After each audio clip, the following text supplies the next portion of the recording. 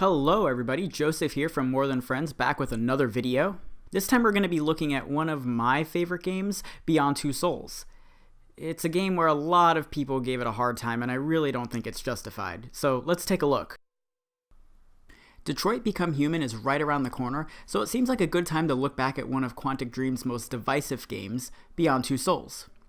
Following in the footsteps of Heavy Rain from 2010, Beyond had some expectations that, for many, were not met.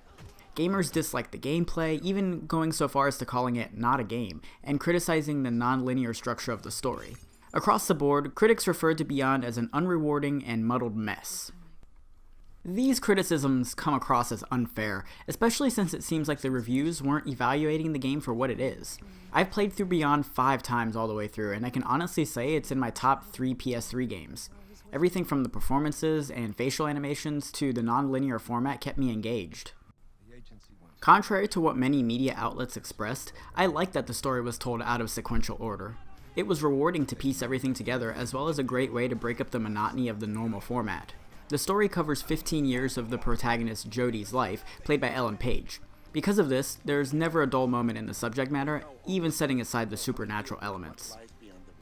One of my favorite things about Beyond is the variety, ranging from the gameplay to the characters and the environments. Not only that, but when trying to recollect events in one's life, it makes sense for things to be jumbled.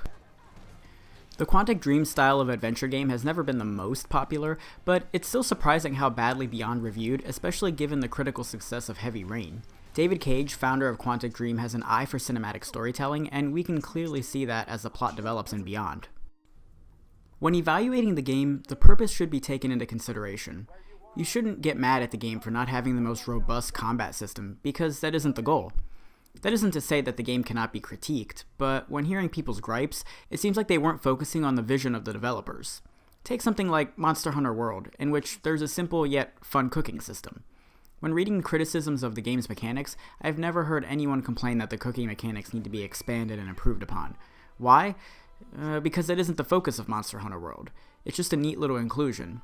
When tying that back to Beyond Two Souls, I think it's unfair to judge the game so harshly for things it isn't trying to do. On the topic of combat, critics felt that it was hard to read Jodie's movements, but it didn't matter because the outcome would be the same anyway. Lucy O'Brien of IGN referred to this as being a passive participant. To me, the elegant, simplistic design of the interaction is one of the high points, especially with the combat. In a game where combat isn't the main mechanic, the solution of slowing down time and having the player react to movements of the characters by using the left thumbstick is intuitive and responsive. This isn't Mortal Kombat, it's a Quantic Dream game. Yet another thing I hardly see mentioned is the fantastic co-op mode Beyond has to offer. Within the context of the game, Jodie's brother, Yaden, is his own entity with his own thoughts and personality. It makes sense then that Yaden should be controlled by another person, which is exactly how the co-op mode works. Sometimes both people may not agree with decisions being made in-game, but that tension makes sense. Otherwise, when playing single player, all the decisions would be made by one person, which ultimately blurs the difference between Yaden and Jodie. What about being a passive participant? This was Quantic Dream's way of avoiding player death or restarting at a checkpoint. There are points where Jodie gets in seemingly life or death situations, only to be saved by Yaden at the end, even if a button prompt is missed. It may not be the best solution, but I at least give the developers props for trying to think outside the box. Along with the intuitive design of combat, there isn't enough praise for the design of the game as a whole. There's no cluttered HUD or user interface thanks to a minimalist white dot that represents items or people that can be interacted with. This makes it easier to be immersed in the beautiful world that Quantic Dream has crafted. On top of that, there is a nifty companion app for phones that allows players to use it as a controller when playing multiplayer on the PS3 version. The minimalist and simplistic design is carried over to the app for ultimate accessibility. This is a fantastic co-op experience for people who don't play games as much. I love that it's designed in such a way that allows for players of all skill levels to participate.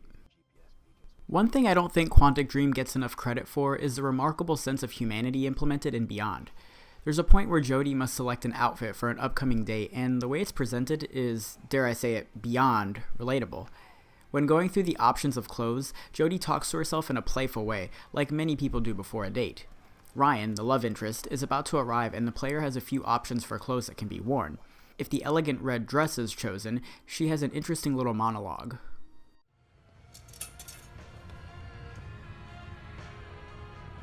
Oh, hello, Ryan. Oh, do you like it?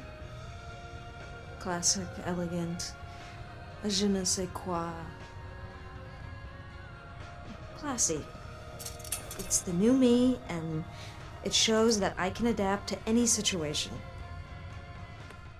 As she says all this, she holds up the outfit to herself and sounds equally confident and nervous. Part of why this is so effective is because of Jodie's vocal inflection and facial expression. Sure, it's a minor thing, but Beyond is full of these little moments that stick out. There's another notable section where Jodie is going through her angsty teen years, where she can be seen throwing multiple temper tantrums. The acting is superb here, making me think back on the way I acted as a 16 or 17-year-old. The believability is one of the game's strengths, and Ellen Page should get more credit for her performance. Please understand that Beyond Two Souls is in no way a perfect game. Whether it be the iffy performances of the other characters, or maybe the sometimes flat writing, this game does have its problems, but just as Beyond has its issues, so do the unjust reviews given to it. My hope is that gamers will come around one day and the story titled Beyond Wasn't That Bad will be published on a huge site, singing all of the praises I just mentioned. We've seen it happen before, most notably with The Legend of Zelda The Wind Waker, so it is possible. I don't know why people hate this game so much, but if you are in that camp, I urge you to look at it again, especially since it's going to be free on PlayStation Plus for May. Have any of you guys played Beyond? Do you like it? Do you hate it? Are you considering downloading it for the month of May as a PlayStation Plus game? However you feel about it, let us know in the comments below. Go for it, Yaden. Thank you for watching, and please click the notification bell so you're notified when we put out a new video. Also, check out our website at mtfproductions.com/gaming for more video game coverage. Take care, everybody.